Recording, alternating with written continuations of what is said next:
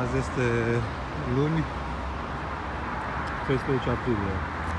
Vedeți mașinile acolo de la Distrigaz Sud, parcate la 30 de centimetri de intersecție. Mergem spre acolo.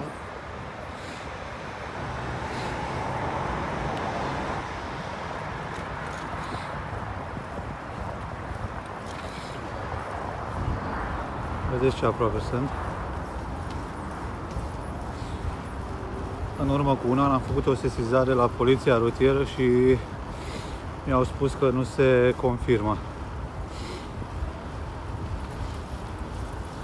În sesizare, în reclamație, le-am explicat că în acest interval orar sunt parcate mașinile. Probabil că i-au verificat în alt interval orar. Azi este marți, 14 aprilie.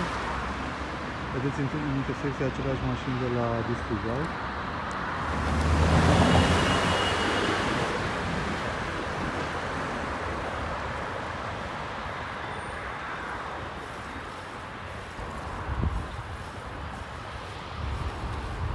Distrigaz Sud de rețele. În fine, lasă spațiu pentru autobuz. Ideea este că poliția rutieră nu-și face treaba. Filmare făcută marți, 14 aprilie 2020. Următoarea zi, azi este miercuri, 15 aprilie, aceleași mașini.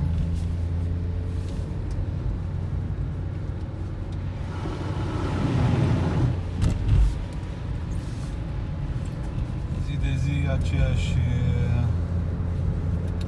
poveste.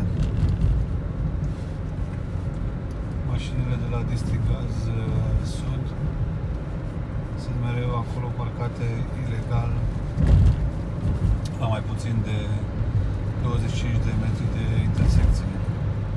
Azi este joi, 16 aprilie. Mașinile de la Distrigaz Sud sunt în aceeași poziție. Pur și simplu nu vor să investească să-și facă un loc de parcare.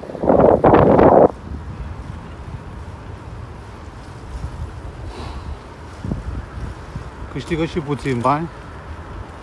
De ce să-și facă un loc de parcare? Mașinile de la Distrigaz Sud sunt parcate în poziția pe care am văzut-o doar până la ora 11. După ora 11 nu se mai vede nicio mașină acolo. Doar așa răzleți când se întorc de pe teren. Eu am făcut o sesizare și la poliția rutieră a capitalei, dar mi-au spus că nu se confirmă. Clipul acesta l-am făcut special pentru ei, să vadă că se confirmă. Chiar dacă a trecut aproape un an. Să ne auzim cu bine!